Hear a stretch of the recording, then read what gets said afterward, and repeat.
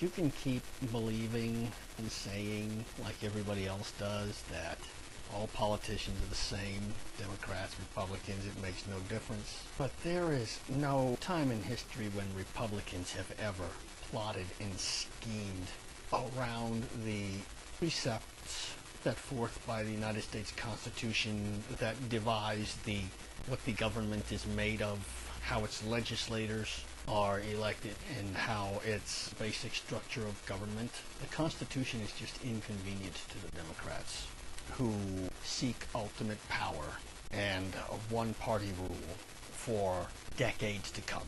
They want to cement their grasp on this country. They seek to reduce the Republican Party to insignificance, if not total elimination, by any means necessary. That's why I believe that this nomination of Judd Gregg, Republican senator from New Hampshire, is nothing but a trick. Another Machiavellian Sun Tzu type of deception in order to win their war on America. President Obama has nominated Judd Gregg, Republican senator from New Hampshire, to fill the post of a Commerce Secretary, seemingly a powerful and influential position to hold.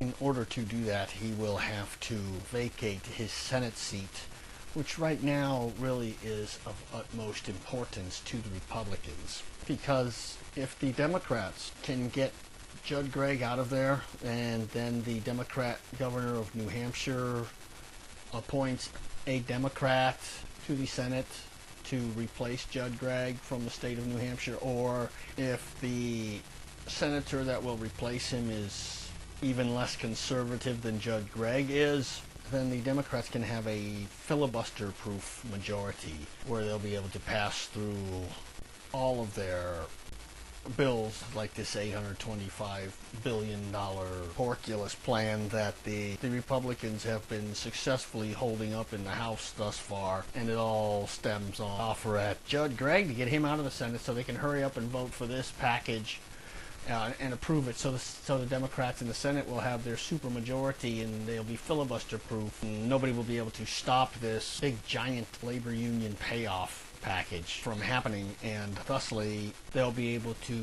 maintain virtual one-party rule for decades to come, reducing the Republicans to mere insignificance, if not total elimination, for years ahead. Because once they're there, it doesn't matter how bad they're doing, they will take over and they'll just stay. They won't go away, just like the Supreme Soviet or the oligarchy to be found in China.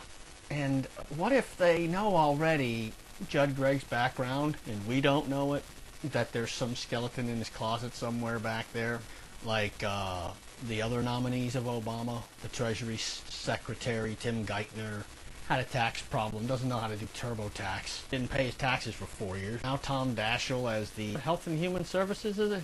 It was also a tax problem with him. Now what about Gregg? What if, the president's plan is to withdraw his nomination because of some minor little skeleton in the closet, right? Or what if his nomination is rejected by the Senate panel that, gives him the thumbs up or the thumbs down? Or what if they reject Judd Gregg? What if it's already been decided by these people to reject him, even beforehand? Or what if the president just simply doesn't like Judd Gregg's work after a few months or a year or two and just fires him? It'll be too late to return to the Senate, Senator Gregg. I suggest you stay there. Remember what Daniel Patrick Moynihan said: it's not where you stand, it's where you sit. So just stay seated.